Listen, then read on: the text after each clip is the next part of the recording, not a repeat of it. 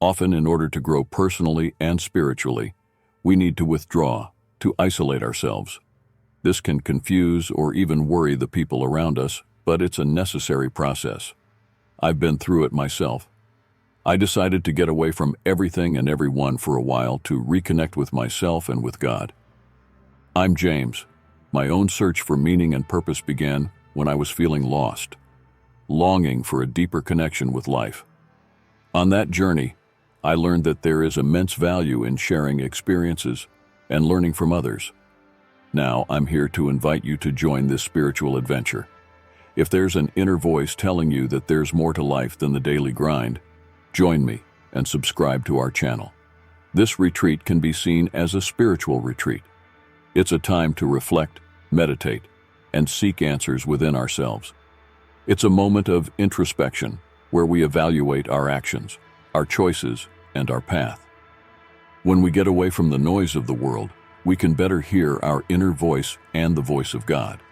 This process of disappearing can be lonely, but it is extremely enriching.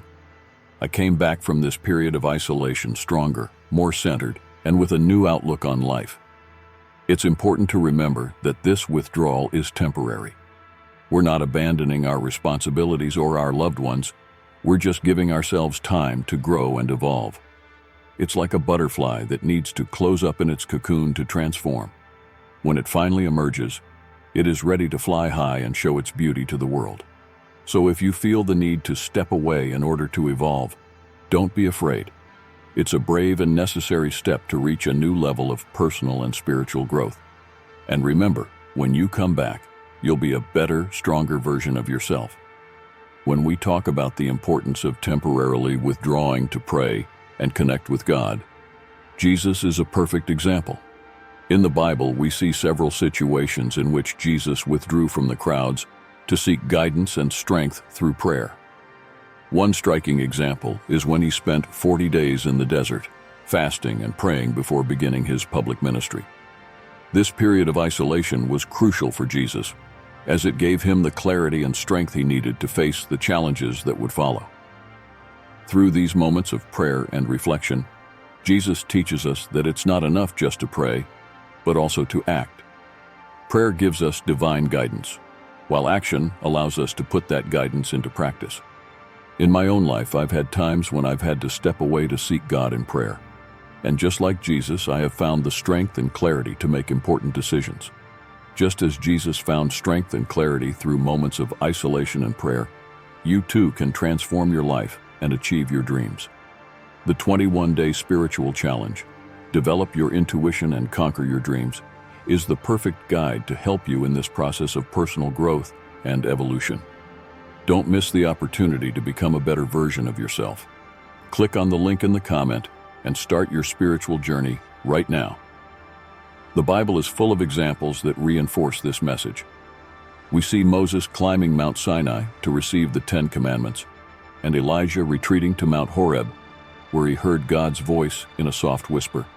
These stories show us that seclusion for prayer is not an escape, but a preparation. It is a necessary time to recharge our spiritual energies and prepare us for action. Growing spiritually and personally is a path full of challenges and discomforts, but the rewards are invaluable. When we seek to reach new levels in our lives, whether spiritually, emotionally, or even professionally, we face a series of obstacles that test our determination and faith. However, it is precisely through these difficulties that we find true strength and growth. In my journey, I have learned that hard work and dedication are fundamental to overcoming these challenges. It's not enough just to want to reach a new level. You have to be willing to make the necessary effort. Often this means sacrificing our time and comfort in order to dedicate ourselves to something greater. I remember a time when I decided to go deeper into Bible studies and prayer. It was a challenging period, but the fruits of this dedication were immense: a deeper connection with God and a greater understanding of my purpose. It's also important to remember that each challenge we overcome prepares us for the next. It's like climbing a ladder. Each rung represents a level of growth, and each one strengthens us to face the next. And as we climb, it's essential to keep faith and trust in God, knowing that He is by our side every step of the way. Facing challenges can be daunting, but it is through them that we discover what we are really capable of. It is in this process that our faith is strengthened and our character is shaped. So don't be afraid of challenges. Embrace them as opportunities for growth and trust that God is guiding your every step. Have you ever noticed how some people around us seem to suck our energy and pull us down? Sometimes these negative influences are so subtle that we don't even realize the impact they have on us. They can be longtime friends, work colleagues, or even family members. The crucial point is to understand that, in order to evolve spiritually and personally, we need to make the difficult decision to distance ourselves from these people. Think of it like a garden. If you want your plants to flourish, you need to pull out the weeds. These weeds in our lives can be people who constantly discourage us, who never believe in our potential, or who have toxic attitudes. I know it's not easy. We always think, but I've known this person for so long, or he's family. I can't just walk away. However, this is a necessary action for our own good. I, for example, have already had to cut ties with decades-old friendships because I realized that every time we got together, I left the conversation more discouraged than I entered.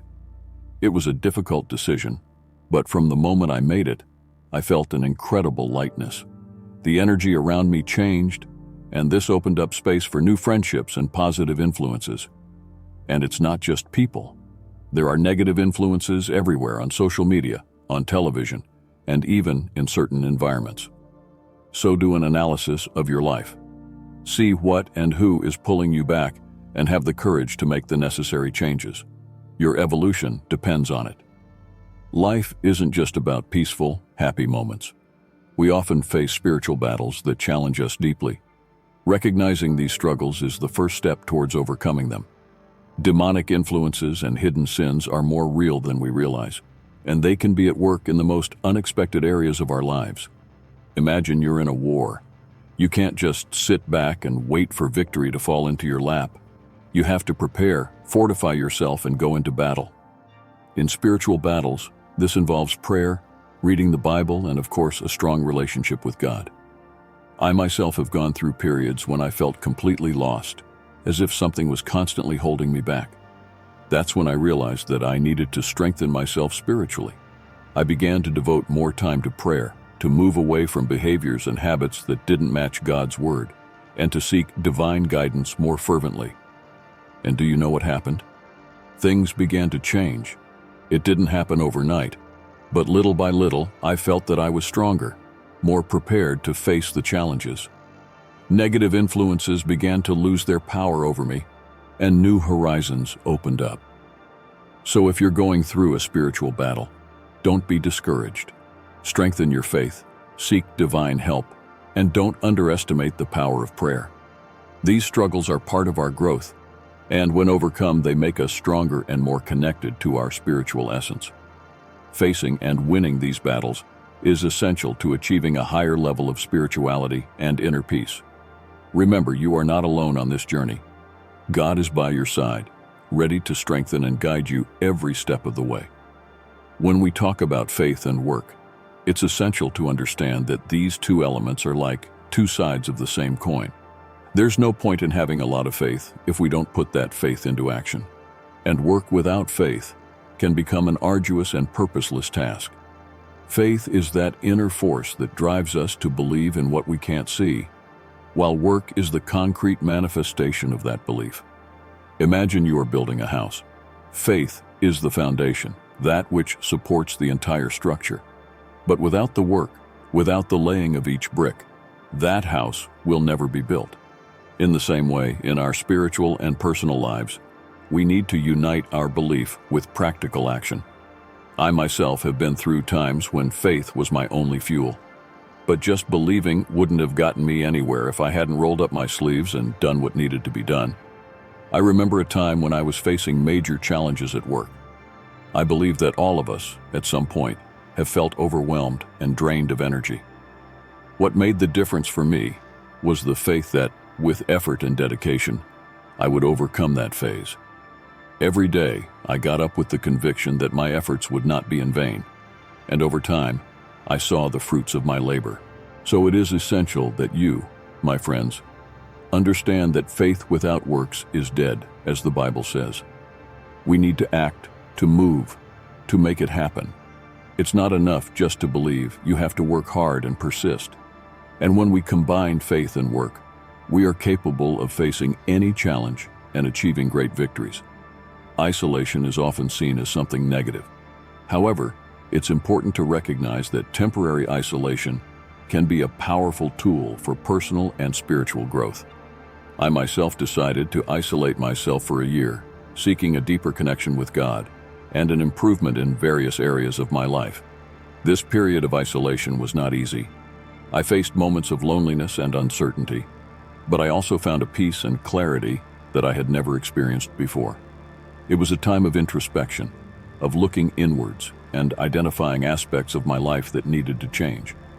I took the opportunity to dedicate myself to reading, prayer, and developing skills that I had always wanted to improve. It's important to clarify that isolation doesn't mean moving away from people for good, but rather creating a space where we can concentrate on ourselves without external distractions. During this year, I realized that many of my concerns were superficial and that true growth came from within. If you're feeling that your life is stagnating, perhaps it's time to consider a period of isolation. It doesn't have to be a whole year like I did, but a few weeks or even days can make a big difference. Use this time to reconnect with your values, your beliefs, and your goals. I firmly believe that we all need, at some point, to step away from the noise of the world to listen to our inner voice. This process may confuse or even worry the people around you, but remember that it is a personal journey and necessary for your growth. At the end of this period, you will come back stronger, wiser, and more connected with yourself and the purpose God has for your life. So, my friends, don't be afraid to isolate yourself for a while. See it as an opportunity for renewal and strengthening. And remember, isolation is a tool, not a final destination. It's a means to reach a new level of growth and self-knowledge.